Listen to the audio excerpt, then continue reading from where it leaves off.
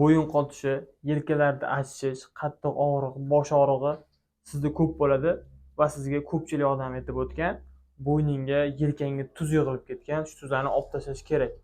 Yoki osteoxondroz bor, tuz. Ayrim bir nevropatologlar aytadigan gap bor, osteoxondroz bor ekan. Nima osteoxondroz? Yelkaga, bo'yinga yig'ilgan tuz. Demak, bu gap hammamiz deyarli eshitganmiz. Bu gap o'zi aslida rostmi yoki bizani shu paytgacha kimlardir aldab kelganmi? Bu haqida bugun to'liq ko'rib chiqamiz. Demak, bo'yin osteoxondroz bilan tuzni o'rtasida juda ham katta farq bor. Farqi eng asosiysi tuz organizmda bo'lmaydi umuman. Tuz yig'ilmagan hech qachon. Osteoxondroz bo'yin umurtqa pog'onalarimizni ikkita suyagi orasida birlashtirib turuvchi disklarni ma'lum bir miqdorda bizani harakatsizlik yoki noto'g'ri harakatimizga qarab ma'lum bir miqdorda ezilib nerv kanaliga oqib chiqishiga protruziya, osteoxondroz, grizya deb aytiladi. Bu uchalasi bitta narsa. Faqat boshlang'ich etap protruziya, o'rtanchasi osteoxondroz, kattasi grizya. Demak, buni hammasi bitta narsa. Tuz bo'lsa umuman organizmda bo'lmaydi. Ayrim holatlarda kuzatilishi mumkin. Nevropatologga borasiz, bo'yningiz qotyapti, shunaqa muammolar bor, MRT ham qilinmagan, hech nima qilmasdan rentgenni ko'rib, bo'yinda osteoxondroz bor ekan. Siz aytasiz, nima u osteoxondroz, qanaqasi? Bo'yning tuzi qilib ketgan, yaxshilab massaj olsang yaxshi bo'lib ketadi yoki biron bir fizioterapiya yoki mana bu dorini olsang tuzlarni eritib yuboradi degan gap so'zni juda ham ko'p eshitganmiz. Bo'lmagan gap, 100% bo'lmagan gap. Hech qanaqa tuz yig'ilmaydi, u tuz. Ayrim o'sha massaj mutaxassislari ham bunda xato qiladi. Nimaiki, massaj qiladi.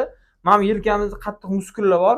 Unda massaj qilingan paytda qattiq qirt yoki qitir ovoz eshitiladi. O'shani o'zi sizga tuz yig'ilib ketibdi-yu, yomon qanday yuribsiz bu bilan vahmoq qo'yadi. Bu oddiy xalq nima qiladi? Ishonadi-da, nima qilish kerak? Aytilgandan keyin mutaxassis gapi qonun. Demak, noto'g'ri, hech qanaqa tuz bo'lmaydi. U g'irchillayotgan narsa muskul. Siz bir oy massaj olganingizdan keyin mana shuni shunaqa ezdirsangiz, xuddi shunaqa tarzda u har doim g'ichirlayveradi. Chunki muskullarimiz taram bo'ladi bizda. O'sha mamlaqasiga o'tadi bir-biridan. Demak, tuz bilan osteoxondroz o'rtasida juda ham katta farq bor. Osteoxondroz grizyaning boshlanishi, tuz bo'lsa umuman bo'lmaydi. Ba'zi bir ayrim holatlarda kuzatiladi. MRT yoki rentgen natijasida osteofit chiqarib beriladi. Osteofitda bo'lsa ko'pchilik odamlar va ayrim qo'shtirnoq ichidagi mutaxassislar ham bu tuz yig'ilgan, ikkita suyagi orasiga tuz yig'ilib qolgan degan gaplarni aytadi.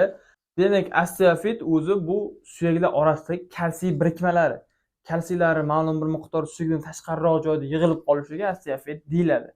Demak, bu narsa ham tuz yig'ilishi emas. Bu joy endi umuman olganda o'zani mana bo'g'imlarimiz, hamma butun organizmdagi suyakdagi ko'rsatiladigan holat bo'lishi mumkin. Demak, tuz yo'q. Tuz faqat buyrakda bo'lishi mumkin bo'ladi.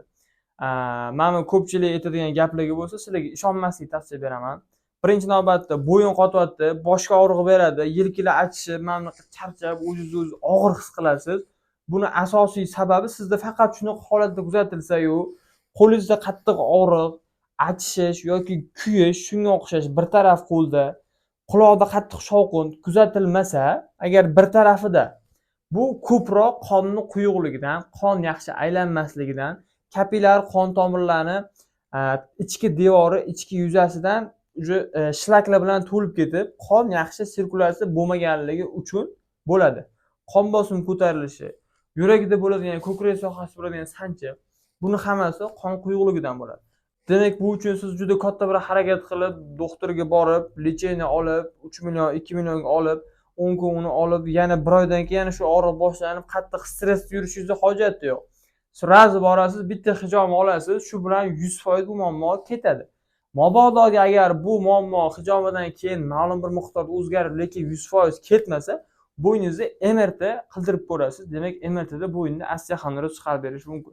Osteoxondroz bo'lsa, uni davosi sal boshqacharoq bo'ladi. Osteoxondrozga hijomaning foydasi bor, lekin davolay olmaydi. Osteoxondroz bo'yinni faqat cho'zish kerak. Mana bunaqa apparatdan foydalangan holatda bo'yin cho'zilsa, sekin-sekin vaqtli mobaynida eng asosiysi o'zingiz bez rasxod uy sharoitida davolaysiz.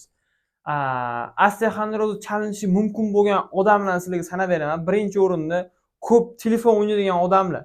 Osteoxondroz bo'yin mana bunaqa holatda ko'p bo'lishidan kelib chiqadi. Birinchi o'rinda shunaqa. Keyingisi biron bir kompyuter yoki biron bir yozib chizuvchi, o'qituvchi, tikuvchi, xullas shunaqa ko'p o'tirib ishlaydigan va ko'p egilib o'tiradigan odamlar. bo'yin osteoxondroz chalinish ehtimoli juda ham katta. Demak, sizlar o'zlaringiz ehtiyot qilishingiz kerak bo'ladi. Profilga o'tib teparoqda video ko'radigan bo'lsanglar, osteoxondrozni davolovchi mashqlarni biz qo'yib borganmiz va undan xalos bo'luvchi hozir ham ko'rsatgan apparatimizni undan to'g'ri foydalanish haqida ham ma'lumotlarimiz bor. Kimga biron bir maslahat kerak bo'ladigan bo'lsa, nomer qoldiramiz. Albatta maslahatimiz onlayn bepul. Xohlaganingizcha konsultatsiya berishingiz mumkin bo'ladi. Albatta qo'ldan kelgancha. Obuna bo'lib qo'yishni unutmaysizlar. Video yoqqan bo'lsa like bosib qo'yasiz. Demak, hech qanaqa tuz aslo yo'q.